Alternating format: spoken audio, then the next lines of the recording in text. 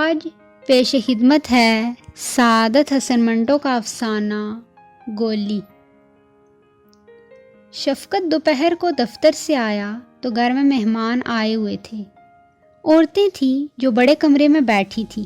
شفقت کی بیوی عائشہ ان کی مہمان نوازی میں مصروف تھی۔ جب شفقت صحن میں داخل ہوا تو اس کی بیوی باہر نکلی اور کہنے لگی، عزیز صاحب کی بیوی اور ان کی لڑکیاں آئی ہیں۔ شفقت نے ہیٹ اتار کر ماتھے کا پسینہ پونچھا۔ کون عزیز صاحب؟ عائشہ نے آواز دبا کر جواب دیا، ہائے آپ کے ابا جی کے دوست۔ اوہ عزیز چچا، ہاں وہی، شفقت نے ذرا حیرت سے کہا، مگر وہ تو افریقہ میں تھے۔ عائشہ نے منہ پر انگلی رکھی، ذرا آہستہ بات کیجیے، آپ تو چلانا شروع کر دیتے ہیں۔ وہ افریقہ میں ہی تھے، لیکن جو افریقہ میں ہوتا ہے کیا واپس نہیں آ سکتا؟ لو اب تم لگی مین میخ کرنے، آپ تو لڑنے لگے۔ عائشہ نے ایک نظر کمرے میں ڈالی۔ عزیز صاحب افریقہ میں ہیں، لیکن ان کی بیوی اپنی لڑکی کی شادی کرنے آئی ہیں، کوئی اچھا بر ڈھونڈ رہی ہیں۔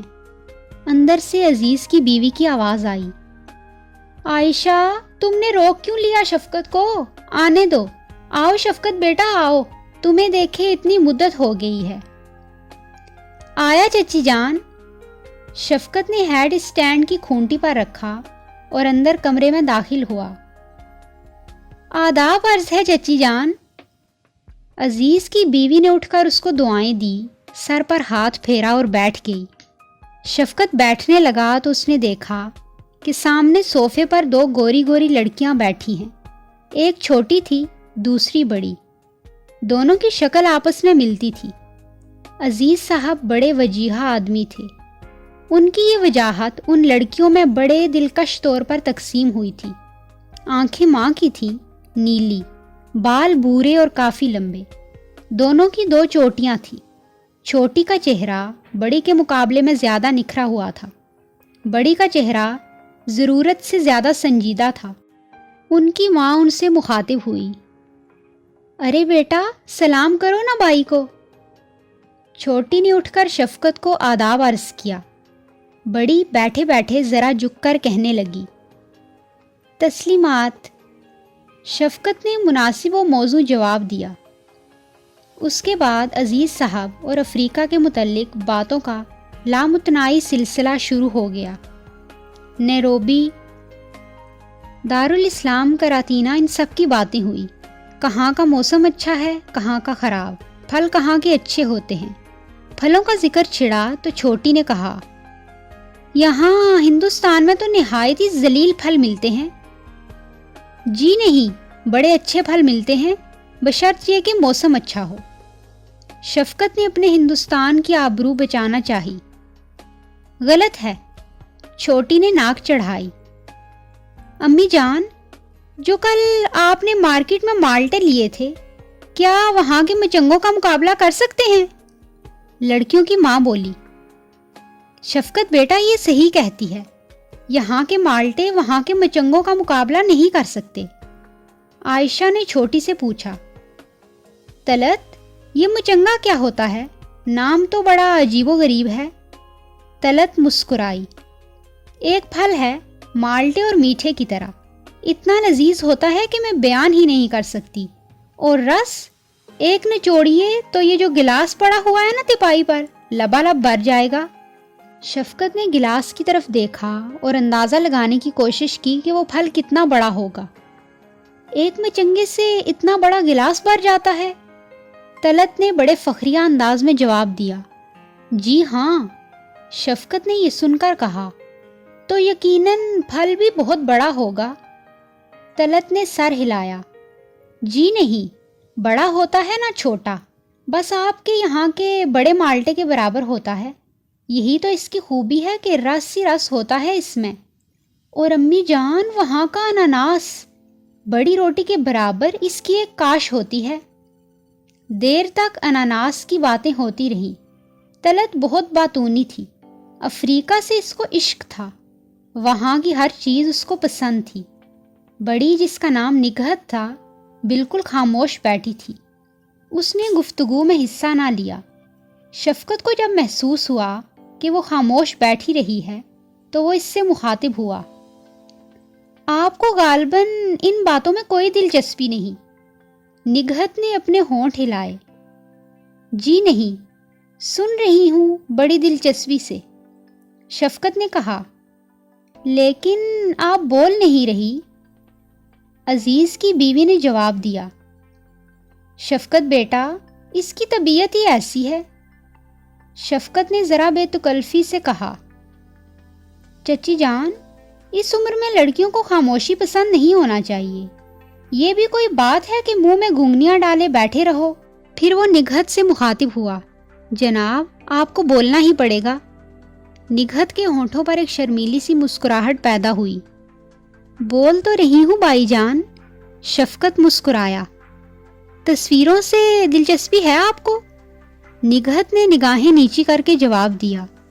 جی ہے۔ تو اٹھیے، میں آپ کو اپنا البم دکھاتا ہوں، دوسرے کمرے میں رکھا ہے۔ یہ کہہ کر شفقت اٹھا۔ چلیے۔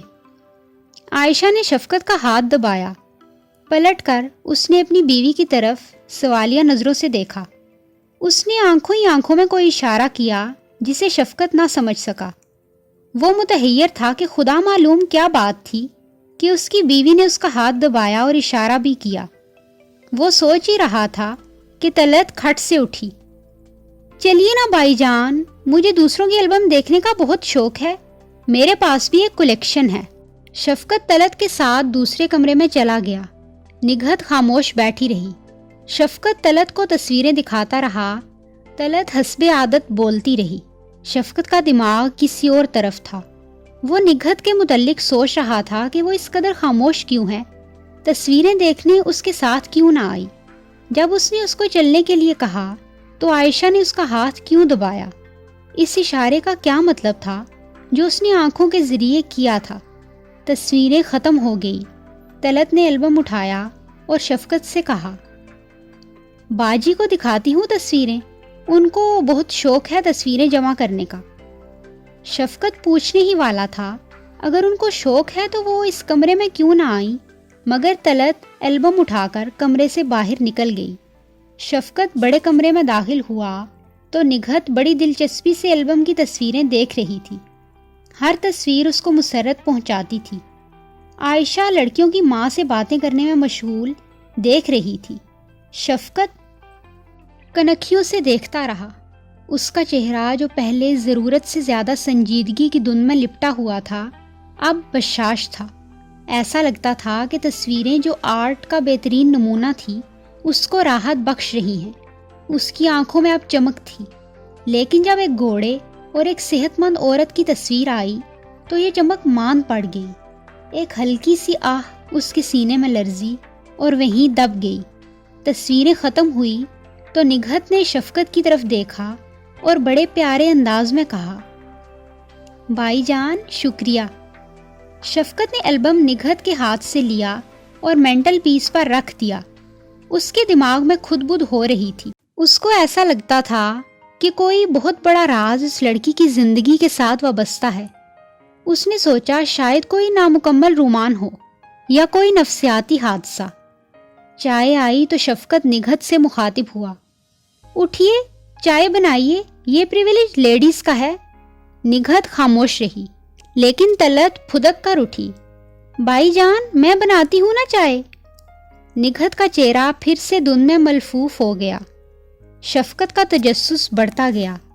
ایک بار جب اس نے غیر ارادی طور پر نگہت کو گور کے دیکھا تو وہ سٹ پٹا سی گئی۔ شفقت کو دل ہی دل میں اس بات کا افسوس ہوا کہ اس نے کیوں ایسی نازیبا حرکت کی۔ چائے پر ادھر ادھر کی بے شمار باتیں ہوئی۔ طلعت نے ان میں سب سے زیادہ حصہ لیا۔ ٹینس کا ذکر آیا تو اس نے شفقت کو بڑے فخریہ انداز میں کہا کہ وہ نیروبی میں نمبر 1 ٹینس پلیئر تھی اور 15-20 کپ جیت چکی تھی۔ نگہت بالکل خاموش رہی۔ اس کی خاموشی بڑی اداس تھی۔ صاف عیاں تھا کہ اس کو اس بات کا احساس ہے کہ وہ خاموش ہے۔ ایک بات جو شفقت نے خاص طور پر نوٹ کی تھی کہ عزیز کی بیوی کی ممتا کا رخ زیادہ تر نگہت کی طرف تھا۔ اس نے خود اٹھ کر بڑے پیار اور محبت سے اس کو کریم رول دیا، منہ پونچھنے کے لیے اپنا رومال دیا۔ اس سے کوئی بات کرتی تو اس میں بہت پیار ہوتا، ایسا لگتا کہ وہ باتوں کے ذریعے بھی اس کے سر پر محبت بھرا ہاتھ پھیر رہی ہے یا اس کو چمکا رہی ہے۔ رخصت کا وقت آیا تو عزیز کی بیوی اٹھی، برقع اٹھایا، عائشہ سے گلے ملی، شفقت کو دعائیں دی اور نگہت کے پاس جا کر آنکھوں میں آنسو لا دینے والے پیار سے کہا، چلو نگہت بیٹا چلیں۔ طلعت پھدک کر اٹھی۔ عزیز کی بیوی نے نگہت کا ایک بازو تھاما، دوسرا بازو طلعت نے پکڑا، اس کو اٹھایا گیا۔ شفقت نے دیکھا اس کا نچلا دڑ بالکل بے جان ہے۔ ایک لہجے کے لیے شفقت کا دل و دماغ ساکت ہو گیا۔ جب وہ سنبھلا تو اس نے اپنے اندر ایک ٹیس سی اٹھتی محسوس کی۔ لڑکھڑاتی ہوئی ٹانگوں پر ماں اور بہن کا سہارا لیے نگہت غیر یقینی قدم اٹھا رہی تھی۔ اس نے ماتھے کے قریب ہاتھ لے جا کر شفقت اور عائشہ کو آداب عرض کیا۔ کتنا پیارا انداز تھا، مگر اس کے ہاتھ نے شفقت کے دل پر جیسے گھونسا مارا۔ سارا اسرار اس پر واضح ہو گیا۔ سب سے پہلا خیال اس کے دماغ میں یہ آیا، قدرت کیوں اتنی بے رحم ہے؟ ایسی پیاری لڑکی اور اس کے ساتھ اس قدر ظالمانہ بے ایمانہ سلوک۔ اس معصوم کا آخر گناہ کیا تھا جس کی سزا اتنی کڑی دی گئی؟ سب چلے گئے۔ عائشہ ان کو باہر تک چھوڑنے گئی۔ شفقت ایک فلسفی بن کر سوچتا رہ گیا۔ اتنے میں شفقت کے دوست آ گئے۔ وہ بھی اپنی بیوی سے نگہت کے بارے میں کوئی بات نہ کر سکا۔ اپنے دوستوں کے ساتھ تاش کھیلنے میں مشغول ہوا کہ نگہت اور اس کے روگ کو بھول گیا۔ جب رات ہو گئی اور عائشہ نے اسے نوکر کے ذریعے کھانے پر بلوایا تو اسے افسوس ہوا کہ اس نے محض ایک کھیل کی خاطر نگہت کو فراموش کر دیا۔ چنانچہ اس کا ذکر اس نے عائشہ سے بھی کیا، لیکن اس نے کہا، آپ کھانا کھائیے، مفصل باتیں بعد میں ہو جائیں گی۔ ان دونوں کی شادی کو قریباً 6 ماہ کا عرصہ گزر چکا تھا، مگر ان کے ہاں کوئی اولاد نہ تھی۔ اس نے پھر آہ بھر کر اپنی بیوی سے پوچھا، عائشہ، نگہت بیچاری کو کیا روگ ہے؟